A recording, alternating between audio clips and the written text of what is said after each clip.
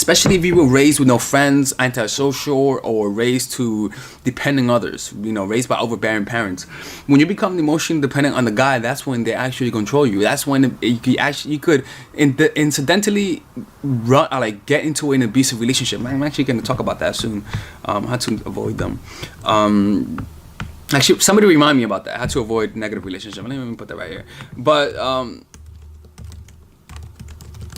because it's very important to talk about that. So yeah, you got to use the absence, right? Because that's when he's gonna notice how much he misses you. All right. For example, it's kind of like when my parents leave. I could cook, but not like them, right? So when my mom leaves, I'm like, oh fuck. I'm like, I miss her, man. Like, God damn, I need someone to cook. Or like when I'm not with my dog, like I actually miss my dog. Right? I'm like, oh, I want to play with Missy. Oh, come here. I want to pet her. All right, so yeah, have a lot of friends and close relationships. That's because you want to be able to go to your friends. You want him to know that you have other people that could be with you. You want him to know that you have other support in your life.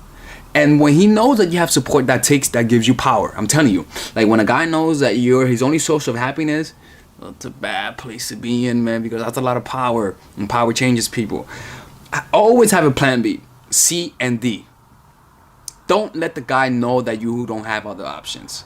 At least give him the illusion that you have other options. This will take a lot. This will give you a lot of power. You see, give him at least the illusion of power. Give him at least the illusion that you have money. Because when he knows that you have no other person to run to but to him, that is exhilarating. That's euphoric to a guy who loves and lusts after power, especially with low self-esteem. You see. At least fake that you have friends. Fake that you have somehow. But because if you don't do that, then the mere fact of that is not gonna help. You see, be committed, but don't talk to him about the realism of the relationship. The truth hurts, and since it's the truth, he can't hate you for it. You see, like be committed with him, love him, actually tell him that you want to be with him, but let him know about the realism of life. It's kind of like talking to someone about life. Inevitably, you're gonna have to stop talking about life and talk about death. Now, nobody can hate you for it because that's the truth. But they can't really like. But it makes you kind of like appreciate the essence of life a little bit more when you contemplate the concept of death. So contemplating the concept of losing you in a very pragmatic sense of telling you, look, we need a prenup, like stuff like that, talking about prenup, right? Like saying like this is just how it is.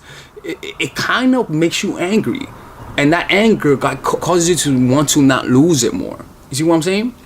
And it's very subtle. It's very subtle, so it cannot be done from a place of resentment, because then it's going to contaminate the essence of the tactics. All right. Yeah, negative emotion doesn't work when you use these tactics, because then it corrupts things. It's kind of like the Force. When you have negative energy, the like in Star Wars, the Force could turn to dark. Look, sorry, I don't know too much about the Force. Don't let them think that you're very vigilant. See, women, they're very vigilant, and I know that, right? That's the issue. Is that a lot of women, they pride themselves in catching the guys, with the bitch. A lot of women do that, right? You don't want to do that, because you're making your life a lot harder, right? You want him to let him feel that he could get away with things. Act as though you're ignorant. Act as though you don't notice things. You see, this will show you his true light. Don't be so hard on his phone habit. Let him fuck up. Now, if you guys enjoyed that video, a lot of you guys asked me, Father Alex, how do I book a phone call with you? Look, man, click on the description down below where it says book a phone call, and there you'll be able to see this. Look, sometimes it's one thing to listen to my videos. It's another thing for Father Alex to tell you what to do. Yeah, that's right. It's a completely different story.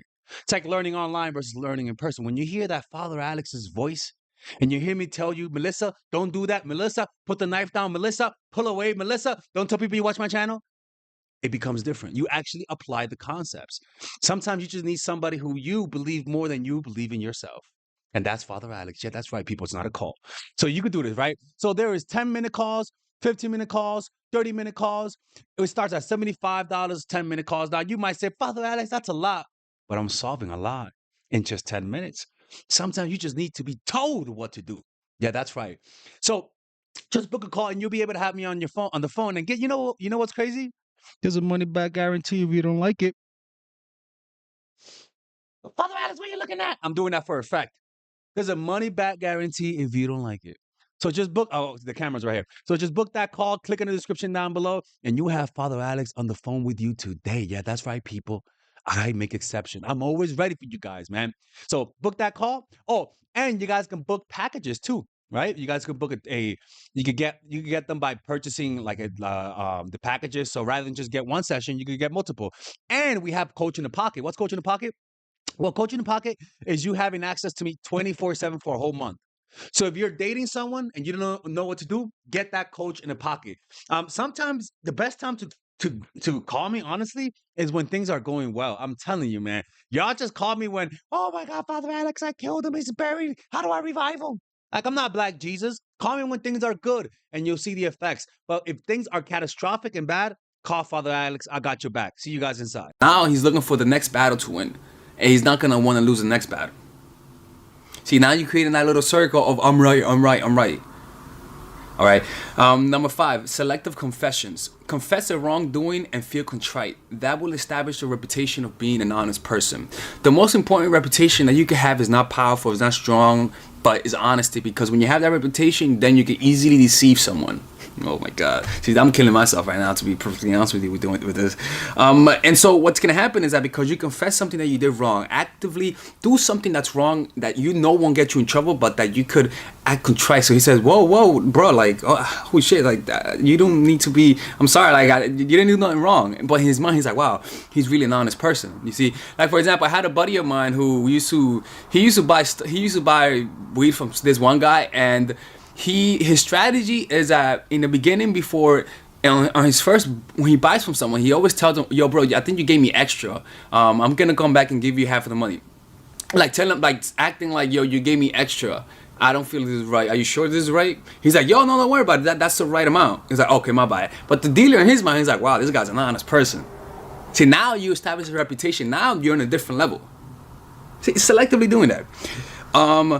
Selective honesty. Reveal a secret or a weakness to let him open up. If you want a guy to open up to you, you want to open up first. Selectively open up and confess something that you did wrong in the past. Something that you feel contrite about. Something that could be seen as wrong. Selectively though. It doesn't have to be true, because if you confess something that's true, it can be used against you. That's why a lot of powerful people pay their secretaries a lot of money, because they know a lot of crazy shit about them. And knowledge is power when it comes to powerful people. All right, so selectively be honest and reveal a secret weakness, you see, so that he can open up. And once he opens up, once he feels like you're opening up, that means in his mind is like, oh, okay, I'll go open up to her. All right, and that's when he starts revealing his weaknesses that you could use against him. Oh Lord. Have a fake weakness. Don't let him know what actually hurts you. You know, react to things that you don't find painful, simply so that he can have a target to code to the next time he tries to hurt you. You see, give him a false target and he'll never know how to hurt you. You see, like, actively get mad when he talks about your father. I don't know, actively get mad when he talks about your father, right? And make that a fake weakness, so that when it's time for him to hurt you, he can't really hurt you because he doesn't know where to target you. All right. Use absence to make him miss you. Go see your parents for the weekend. Try to make him experience what it's like to not be with you. Because if people get too comfortable around people. For example, it's kind of similar to the hum of a refrigerator. When the refrigerator is humming, you don't notice it, right? But when it stops humming, it goes, then you notice the silence. And that's when you appreciate the silence, right? So it's the same thing. You don't notice the impact that someone has in your life until you leave them. You don't notice how much you love someone until they die. It's the same thing. You gotta use absence. So you can use absence, but don't do it in a way that's suspicious. Just say, look, man, I have to go to my parents, and you're gonna be with your parents. You can even text them and whatnot. But the point is, you want him to be alone for a day. And if you can't trust him being alone, then you got some other problems that you shouldn't even be watching this. Actually, no, fuck that shit. Keep watching. All right. Number 9, have a lot of friends and have close relationships. Do not be emotionally dependent on your guy. You see, that's an issue.